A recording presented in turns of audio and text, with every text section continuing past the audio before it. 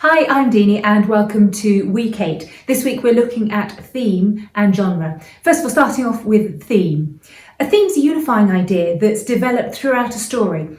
It differs from the subject of the story and is the subtle message or the underlying issue that you want to convey to your reader without seeming to preach to them. It's common in stories for children to have a moralistic theme. Teenage and young adult stories often have romance, friendship or teen angst as a theme. Although lately, surviving mental health, living with a chronic illness, those have also featured. Chick lit often has finding true love as a theme. Other common themes are things like relationships, power, control, friendship, adventure, conflict, betrayal. There are all sorts of themes. Sometimes a theme reveals itself.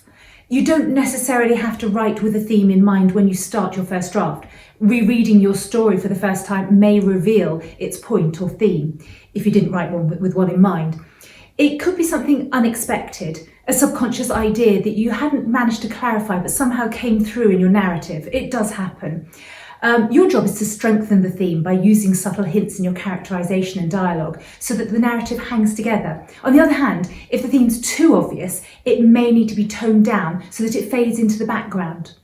Don't confuse theme with genre. We'll be talking about that bit in a moment. So, genre.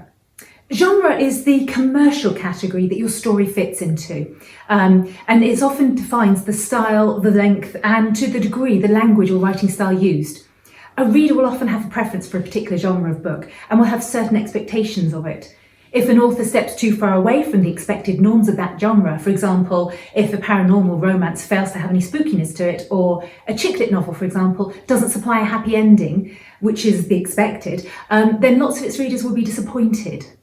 Some common genres are, in the classic genres, you've got tragedy, tragic comedy, fantasy, mythology, adventure. Some of the major genres that are popular are science fiction, crime, drama, romance, action, adventure, horror. And then you've got some newer genres that have appeared as well, things like fan fiction, LGBT erotica, speculative fiction, dystopian and cozy mysteries. So here's a little exercise for you to have a go at. It's a nice short one for you to do. Think about some of the books that you've read recently or even in the past and see if you can work out what their themes are. For example, Harry Potter sits in the fantasy genre and according to its author, one of its main themes is death. Other themes prevalent throughout the series are good versus evil, friendship and love. My novella, Crime and Cremation, is in the crime and dark humour genres. The theme for it is how far can good morals stretch? My teen novel, Freen, is in the YA, the young adult genre, and the science fiction genres, and the theme for that one was, do people really want to know the truth? So think about the books you've read and see what is the underlying message, not the story, but what's the underlying message, this sort of the secret thing that the author's trying to get across to you. Have a really good think about that. So following on from the theme exercise, I'm going to give you another exercise, and this time it's a little bit more challenging. So we tend to stick with what we know as humans, that's what we do. And indeed, the recommended advice is to write what you know. But if you don't try writing in a different, less comfortable genre, how will you ever know if it might suit you really, really well? I'm going to read through some different genres for you, and they're all in my blog post as well, so you can see them there. I would like you to take a very deep breath and pick one of them that you've never tried before, perhaps one that really, really scares you, and write a 500 to 1500 word story in it. Try several if you fancy it. Don't forget as well to plot your story using the 5-finger picture method from week 1. Right, so genre number 1 is Gothic. Romanticised by horror or death or mystery and popularised in the Victorian era. Lots of skirting around the issue using flowery, overly dramatic, romantic language set amongst bleak and haunting backdrops with lots of internal thoughts and monologues. Edgar Allan Poe is a perfect example of this. Both his poems and his stories are very Gothic. The second one is science fiction. High-tech new worlds, new technology, new science, new structure, and lots of terminology as well, including new ways to travel. Can be set on Earth or on another planet or even in another dimension. Example using my book is Free. That's set on Earth, but it is science fiction. Fantasy. So, this is a very good example, Philip Pullman's His Dark Materials, or one of the books from His Dark Materials. Complex new world orders, fictional worlds, frequently in medieval style. I'm not sure why, but they often seem to be medievalish. Fantastical characters, usually in complex hierarchies, and lots of different levels of rulers and almost like feudal systems, often inspired by folk stories and myths, magic, supernatural events, and lots of new ways of doing things. Horror, fairly obvious what horror is, but it's usually, the important thing is that it's a story that builds on the reader's sense of fear. It often starts with a normal, happy place, so things are going fine, and then builds to a knife-edge suspense, culminating usually in some pretty horrific events. Atmosphere, sense of emotional dread are important, tense moments that amount to nothing, and other people not believing that there's anything untoward going on. Although there's often a character who seems to know exactly what is going on and warns them, gives them little hints about what's going on. It doesn't have to contain lots of blood and gore and death, but often does. Then there's dystopian. Now, not everyone is familiar with that term. So the definition of dystopian is relating to or denoting an imagined state or society where there is great suffering or injustice. Here's a typical dystopian story.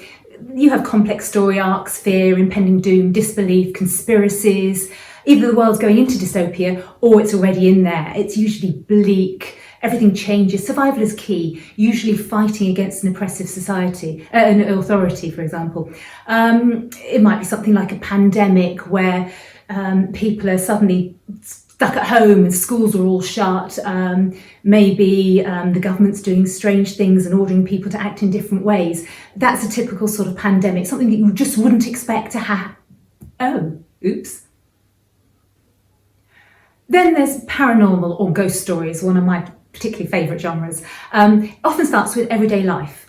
Things are normal, and then it builds up slowly. Little things happen, they seem incidental until characters actually begin to realise that they're intentional.